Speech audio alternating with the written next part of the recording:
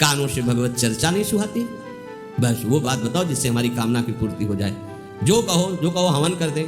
जो ये हवन से, ये ताबीज बांधने से, ये घोड़े की नाल की अंगूठी पहनने से ये बुरा लगेगा सबको।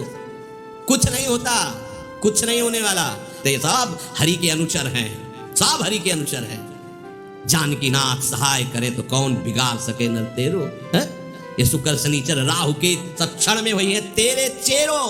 जानकी नाथ सहाय करे कौन बिगाड़ सकता। महाप्रभु हरिवंश चंद्र कहे जो पे कृष्ण चरण मन अर्पित तो करिए का नवग्रह रंक। ये बेचारे नवग्रह भिखारी क्या तुम्हारा कर सकते हैं।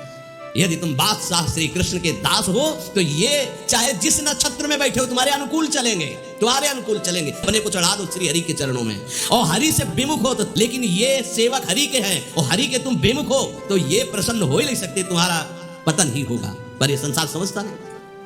भगवान नाम से मतलब नहीं, भगवत आराधना से मतलब नहीं। अरे भाई ये लोकपाल हैं, जानते हो भक्त को भी काम क्रोध क्यों सताता है। ताकत नहीं इनकी प्रवेश कर जाए, अहंकार है इसलिए। और भगवान को अहंकार अच्छा नहीं लगता, इसीलिए भगवान के सब दूत हैं चढ़ बैठते हैं। देख तू कितना बड़ा साधक, कितना बड़ा भजनानंदी, दिखा हमें। अब फेल तो मैं भगवान की शरण, तो हो ना भगवान की शरण। और भगवान की शरण में हो जाए तो यही महासुख प्रदान करने लगते हैं। और कोई नहीं, इन्हीं के लड़का बच्चा है। द्वारिकाधीश के पुत्र रूप में कौन प्रकट हो रहा है? भगवान कामदेव, जो प्रद्युम्न अवतार है, साक्षात कामदेव हैं। कामदेव साक्षात आ रहे हैं। हम प्रभु से विमुख हो, कोई हमारा सहयोग कर सकेगा? कोई नहीं कर सकता। और अगर करने गया तो वो भी उल्टा टंग जाएगा। ये भी बात समझ लो। भगवान देख लो, हम आपको उदाहरण बता रहे थे। तो कैसे काशी नरेश, पौंड्रक, ये सब मिलकर भगवान के विरोध में हुए। भगवान ने सुदर्शन चक्र को छोड़ा, काशी नरेश पौंड्रक सबका उद्धार किया। और काशी नरेश का पुत्र था सुदक्षिण। उसने विचार किया कि ये तो बहुत बड़े अपमान की बात है। भगवान शंकर की नगरी में रहता, काशी में, महामृत्युंजय है, काल के भी महाकाल है। पंडितों से कहा ऐसा उपाय नहीं कि हम द्वारिका को भस्म कर दें। बोले है भगवान शिव के ऐसे ऐसे मंत्र हैं कि तो विनाशकारी भी तो है ना, वो बहुत सुंदर भी है। कर्पूर गौरम करुणावतारम संसार सारम, करुणा के स्वरूप है। आशुतोष नाम है। एक चुल्लू जल ऐसा कोई देवता नहीं मिलेगा जो संसार में कोई देवता नहीं खाता, वो इन पे चढ़ाए जाते हैं। अकौड़े का फूल, धतूर का फल ये कोई पता है? नहीं पता।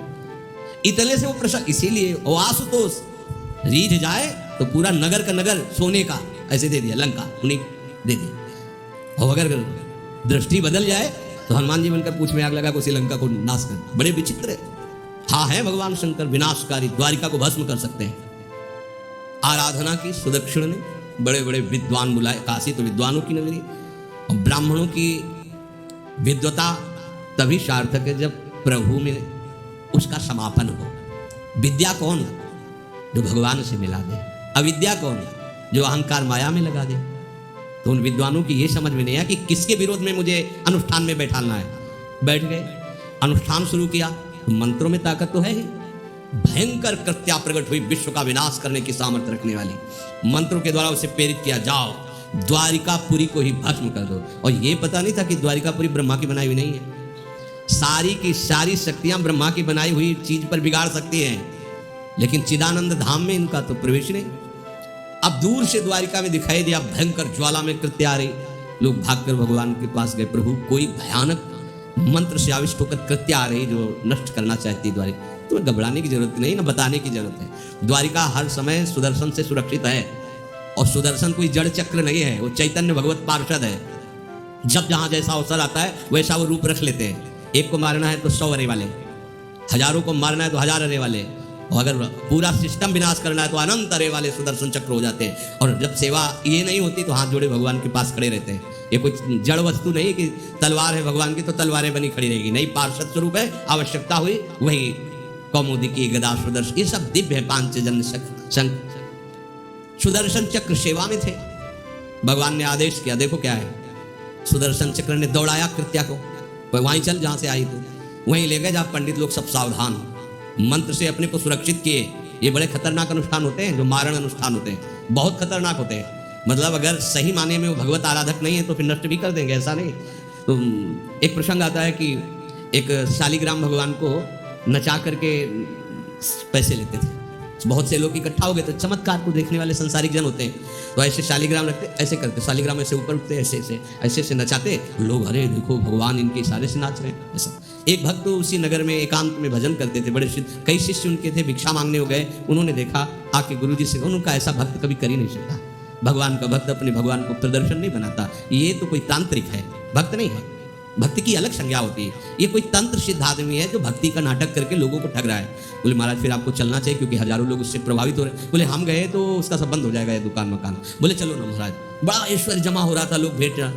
वो गए, बस अंदर से नाम जप करते जो खड़े हुए तो कुछ नहीं, कोई भी उसका मंत्र, वो आसपास दृष्टि डाला, कौन आया नया, कुर्सी में देखे फटे पुराने कपड़े पहने, तेज से चमकते हुए भक्त। तो उनका तुम चले जाओ यहाँ से। उनका नहीं, हम चले जाने के लिए नहीं आए, हम आपको बताने आए, ये नाटक मत करो, अगर सही आराधना करो इनकी तो ये लोग क्या देंगे, ये तो परम पद दे देंगे, शालिग्राम भगवान है, आप भगवान का ऐसा प्रदर्शन करते हो। अब लोगों का विरोध शुरू हुआ क्योंकि इतने बड़े संत जब बोल रहे तो सब लोग, अब उसको बहुत बुरा लगा कि हमारी तो सारी दुकान बंद हो गई। अब एकांत में जाकर उसने मूठ का प्रयोग किया, ये मारण होता है मंत्रों से, एक खप्पर में आग जैसी जलती है, उसमें अभिषिक्त करके भेजा जाता है, और जिसके पास भेज दिया गया वो उल्टी में खून, शौच में खून, 2-4 जितना समय रखा गया उसके अनुसार मर जाएगा वो। पर ये साधारण लोगों की, भजनानंदियों के ऊपर नहीं, भजन वाले मर डरे। साप ताप रोग शोक, किसी का सांप भी आपको छू नहीं सकता, कोई ताप, कोई दोष, कोई रोग, कोई मारण, कोई मूठ, किसी के सामर्थ्य नहीं। राधा राधा राधा, जिनके चरणों में सुदर्शन चक्र बसता है वो है किशोरी जी, जो लाल जो हाथ में रखते हैं ना, श्री जी के चरण चिन्हों में सुदर्शन चक्र है। वो मूठ गई महात्मा की कुटिया के सामने, और बस जैसे मक्खियां भिनभिनाती ऐसी आवाज आई, बस वैसे नाच रही थी बाहर। तो डेहरी के पास आए और उनका, हमारी दृष्टि में भगवान की सिवा कोई नहीं, आप में भी भगवत शक्ति है, क्या आप ये नहीं समझते हैं कि निरपराध के लिए मारण किया गया है? हमारे में सामर्थ्य है, हम आपको अभी नष्ट कर सकते हैं। अरे भगवान के नाम में आप जाओ और उनको दंड दो। कोई मंत्र नहीं पड़े थे, मूठ वापस हुई और मुंह से खून, सौंच से, उन्हीं के त्राहिमाम मच गया। फिर उनको लगा कि मुझे जाना चाहिए उसकी रक्षा के लिए, गए भगवान नाम स्पर्श करते हुए ऐसे माथे पे हाथ, सब शांत हो गए। बोले अब अवसर हम दे रहे हैं, अब नाम जप कर लो, नाटक बंद कर। उस चरणों में गिरा, उसी दिन शिष्य बन गया। तो सुदर्शन चक्र ने कृत्या को नष्ट नहीं किया, वहां द्वारिका में दौड़ाया। जब काशी पहुंची, काशी भगवान विश्वनाथ जी के त्रिशूल में बसी हुई है और शिव की दृष्टि से सुरक्षित है। जो वहां श्रद्धापूर्वक वास करे उसका मोक्ष अनिवार्य है, तारक मंत्र देकर शिव करते हैं। पर उस कृत्या को सुदर्शन ने नष्ट किया, और जितने ब्राह्मण थे सबका राधे राधे, और पूरी काशी में आग लगा दी। तो विश्वनाथ जी मुस्कुराए, नाराज नहीं, क्योंकि विश्वनाथ जी ने कह दिया था यदि ब्राह्मण विरोधी कोई है तो हमारा ये मारण काम कर जाएगा। उनको ये समझ में नहीं आया कि नमो ब्रह्मण्य देवाय भगवान का नाम है, वो जानते थे। तो कोई भी भगवत विरोध भाव लेकर के किसी भी देवता की आराधना करके कुछ नहीं होने वाला। किसी भी देवता, एक तांत्रिक बहुत वो संतों को परेशान करता था, धर्म सम्राट स्वामी सिकरपात्री जी महाराज, ये बहुत पुरानी बात नहीं है। तो उन्होंने, संतों ने आगे बताया कि बहुत अपमान कर देता है। उनका ठीक है, गए, हाँ भाई शुरू हो जाओ, तुम जितना तुम्हारे पास तंत्र है, हम एक भी मंत्र नहीं बोलेंगे, दंड लिए हुए हम एक भी मंत्र नहीं बोले, हम केवल खड़े, तुम प्रयोग करो।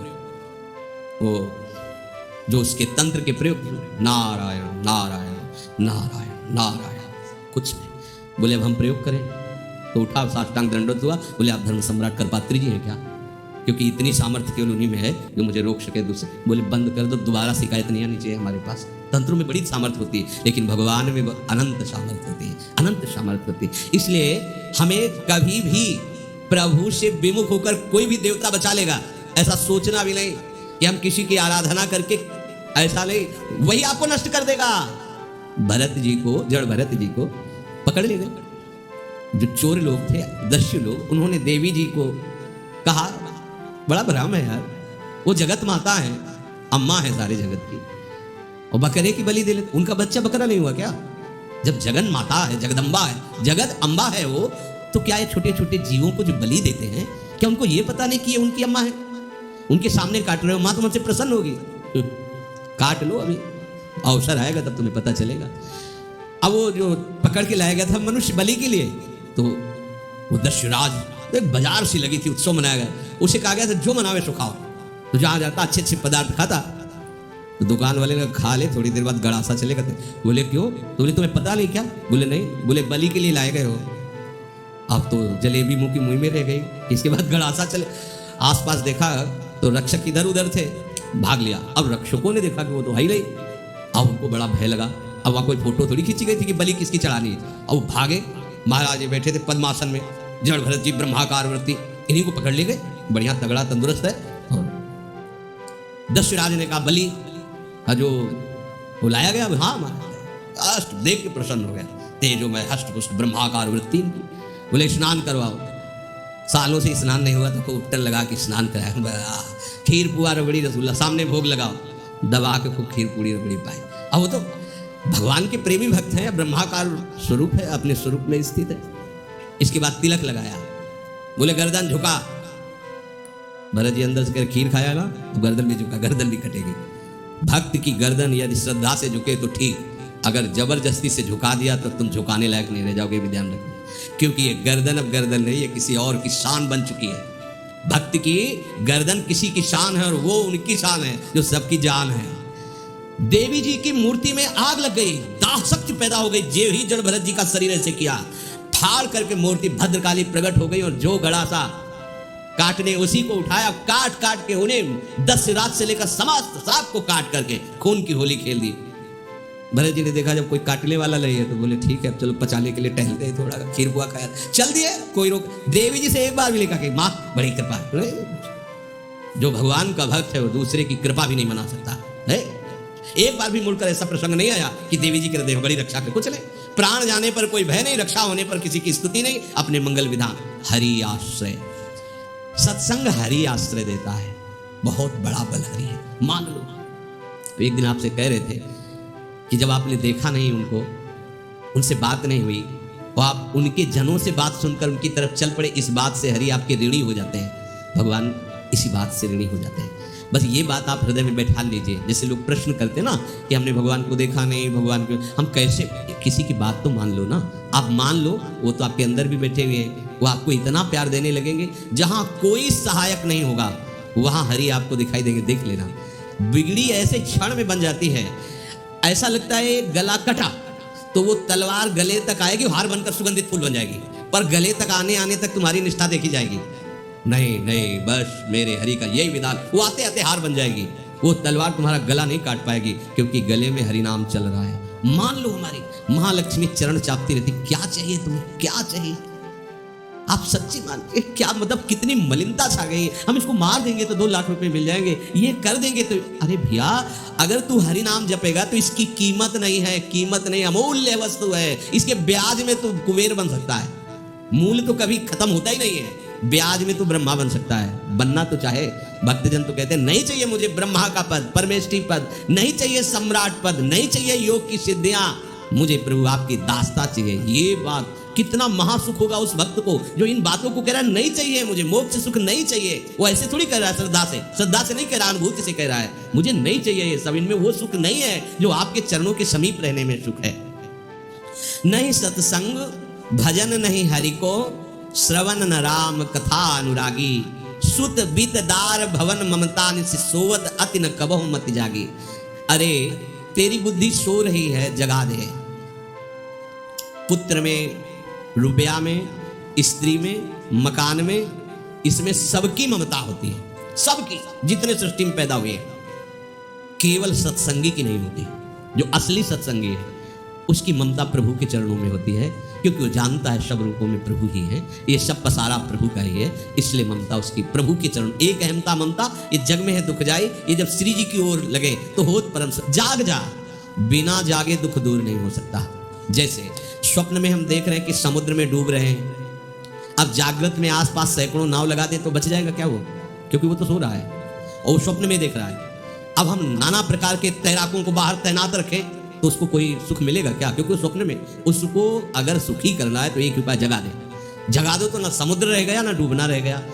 ऐसे ही संसार में मोह से ऐसे ग्रसित जीव है, भाई इतना ही सुखचार है, और उसी स्वप्न में वो दुख से निवृत्त होना चाहते हैं। अब हम बाहर से उनकी कामनाओं की पूर्ति करने वाली बात करें तो क्या वो सुखी हो जाएंगे क्या।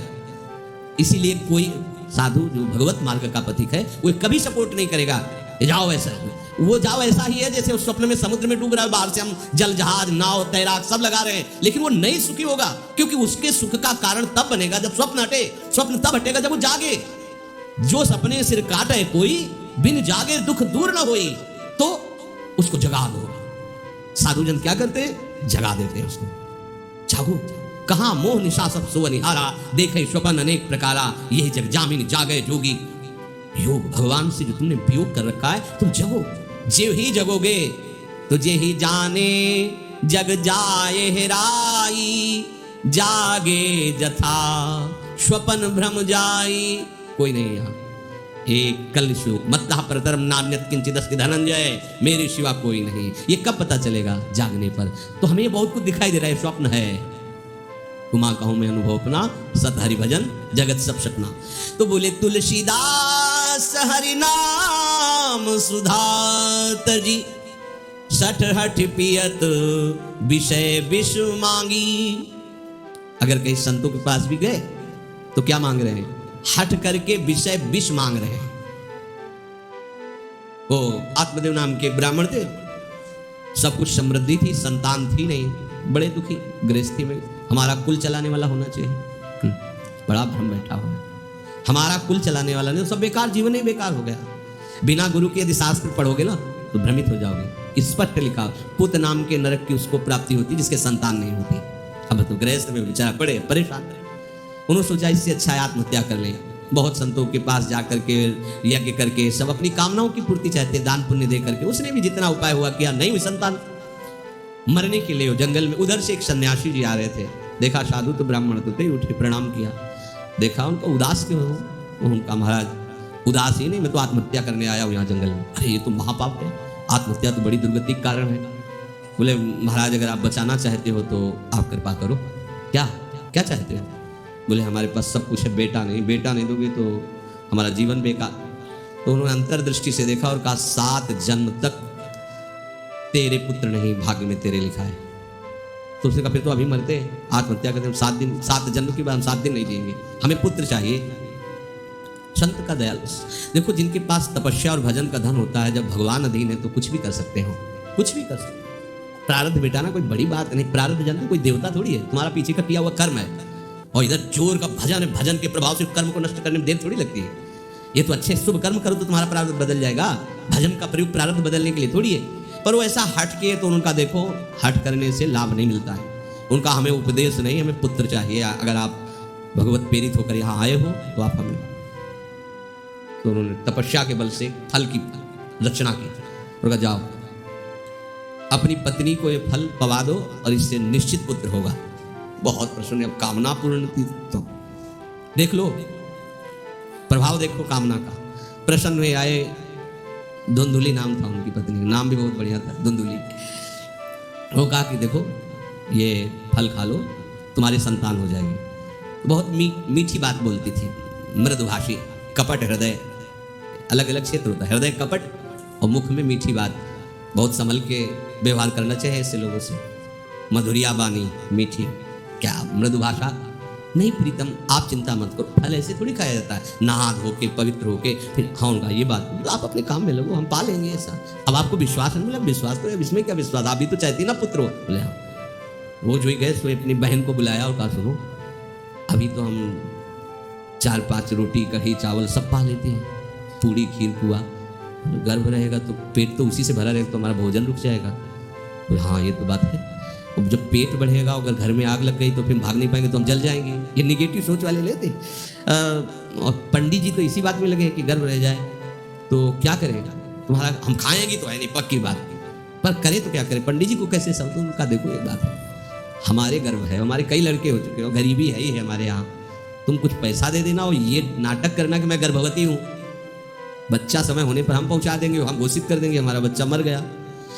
तो पंडित जी को तुम नाटक में बताते रहना कि गर्भ है, बच्चा हो जाए। पंडित जी कहते ना बच्चा हो गया है, तो बोले दूध पिलाने की समस्या आएगी। तो बोले ये तुम कह देना कि पहला बच्चा है, हमारे वक्षा स्थल में दूध नहीं, हमारी बहन का था तो मर गया बच्चा, तो उनको बुला लेती तो बात बन जाएगी, बढ़िया बात हो गई। परीक्षा के लिए फल गाय को खवा दो, गाय को खवाया। ठीक समय पर गोकर्ण जी प्रकट हुए, दिव्य तेजो में बालक, कान केवल वो गाय के, बड़े ही विद्वान भगवत भक्त संत के द्वारा। कहा था 7 जन्म तुम्हारे भाग्य में बच्चा नहीं तो नहीं है, देखा गाय के वो गोकर्ण जी प्रकट हुए। उधर उनके जो बच्चा पैदा हुआ उसे ही नाटक के द्वारा पहुंचा दिया गया, वैसे ही पूरा जैसा पहले पक्का हुआ। अब उसने कहा कि हमारे तो स्तनों में दूध नहीं, हम अपनी बहन को बुला लें, उनका बच्चा मर गया। हाँ हाँ, हमारा बच्चा स्वस्थ होना, आप बुला लो, उसको हम धन भी देंगे, वो हमारे बच्चे की सेवा करे। अपने नाम से जोड़ करके उसका नाम रखा धुंधकारी, धुंधुली और धुंधकारी, अज्ञान का साक्षात स्वरूप। अब जैसे ही वो अवस्था बढ़ती गई तो उसके पापाचरण बढ़ना शुरू हुए। बच्चों के साथ खेलता, खेलते हुए बच्चों को उठा लेता, कुएं में डाल देता, मतलब घोर अत्याचार। गोकर्ण जी हर समय भजन साधन शास्त्र स्वाध्याय। जब और बड़ा हुआ तो माता जी को अपने डंडों से रोज पूजन करता, पिताजी को गाली लात थप्पड़। पिताजी तो रो पड़े। गोकर्ण जी से कहा कि बेटा हमारी गाय से प्रकट हुए पर भरोसा आप ही का है, बचा सकते हो। तो बोले पिताजी जाओ यहाँ से, भाग जाओ यहाँ से, एकांत जंगल में जाकर भगवान श्री हरि का भजन करो। उन्होंने 2 श्लोकों में प्रदेश किया। दूसरा श्लोक के धर्मम भजस्व सततम त्यजलोक धर्मान सेवन सदा साधु पुरुषं जहि काम कृष्णाम अन्यस्य गुण दोष चिंतन मास मुक्त्वा सेवा कथा रसम हो नितराम पिबत्वम। हे पिताजी, अब तुम लोग धर्म का त्याग करके भागवत धर्म को स्वीकार करो, एकांत में जाकर साधु महापुरुषों के संग से उनके उपदेश के अनुसार आचरण करो, प्रभु की लीला कथा सुनो, ना कोई कामना ना कोई तृष्णा, किसी के गुण दोष का वर्णन मत करना और सदैव भगवत सेवा भावना में रहना, इसी जन्म में तुम्हें भगवत प्राप्त। वो तो उधर गए। इतनी पिटाई की उसने माँ की, माँ कुएं में गिरकर आत्महत्या कर ली। फिर तो मनमानी आचरण, कुछ वैश्याओं को रखा और चोरी करके लाया। वैश्याओं ने सोचा किसी दिन पकड़ा जाएगा ये और हम, तो उसके हाथ पैर बांध दिए, चारपाई में ला के मुख में अंगार, वो मरा भयानक प्रेत। कामना ने क्या किया? सर्वनाश। किसी को हरि पे मुख होकर कभी सुख मिल सकता है? आप संतों के पास जाइए, अपनी कामना रखिए। हम ये नहीं कहते कि कामना तुम त्याग पाओगे, कामना रखिए, भगवान के पास जाइए, अपनी कामना रखिए, क्योंकि आप कामना से युक्त हैं। पर छूट इतनी दे दीजिए कि जिसमें हमारा मंगल हो वो करना। जैसे नारद जी भगवान से अपनी कामना रखते हैं कि हमारा ब्याह करवा दीजिए, और बाद में एक छूट दे देते हैं कि जेहि विधि होए नाथ हित मोरा। तो हरि को अच्छा लगेगा, गुरुजनों को अच्छा लगेगा कि इस कामना से इसका कोई जीवन बाधित नहीं होगा, वो पूर्ण भी कर देंगे। और अगर लगा कि इसका पतन हो जाएगा तो आप रोते रोते भी कामना की पूर्ति नहीं करेंगे। उत्तम बात तो ये है कि कामना हरि की प्राप्ति की करो, वो सर्व सुख स्वरूप है। किसी का अन्य आश्रय अन्य बल ना लेते हुए अपने श्यामा श्याम के चरणों का आश्रय लेकर निरंतर भजन करो तो ये अनुभव हो जाएगा कि सुख किसे कहते हैं। अभी तुम्हें परिचय ही नहीं मिला, सुख किसे कहते हैं। सुख सच्चिदानंद है, सुख एक रस है, सुख अविनाशी है। वो सुख सदैव बढ़ता रहता है, घटता कभी नहीं। एक रस होते हुए भी प्रतिक्षण वर्धमानम है, कभी कभी अंत नहीं होता इस सुख का। ऐसे अनंत सुख के लिए हमें मनुष्य जन्म मिला है। प्यारे, इसे मत खोइए, हर समय राधा राधा राधा राधा राधा, और किसी को दुख मत दीजिए। कोई गंदा नशा मत कीजिए, कोई गंदे आचरण मत कीजिए, गंदा भोजन मत कीजिए जिससे अन्य जीवों को कष्ट हो। ऐसा कोई भोजन स्वीकार मत करो। इसी जन्म में आप देख लेना, इसी जन्म में आपको वो वस्तु मिल जाएगी, निहाल हो जाओ। हम किसी पक्षपात की बात नहीं करते। अगर इस छाती को बचपन से अभी तक ऐसा, तो हम कह देते हैं कि भाई आगे कुछ भी हो, कोई भी हमारी गलती हो, हम ये मान सकते हैं। पर हमें ये पता चला कि बचपन से आज तक जलता ही रहा, कभी शांति नहीं मिली, भागता ही रहा, पर कभी विश्राम नहीं मिला। और हम ये आपको कह रहे हैं कि जैसा प्यार प्रभु वैसा अन्यत्र कहीं कभी कहीं नहीं था।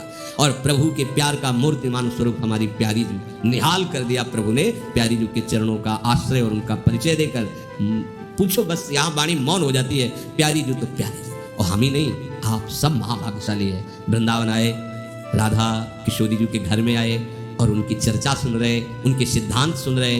कहीं ना कहीं आपके अंदर उनकी तरफ बढ़ने की इच्छा भी है, ये बहुत बड़ी बात है। बस इस इच्छा को, इस आशा को इतना बढ़ा लो कि कोई इच्छा न रह जाए, कोई आशा न रह जाए।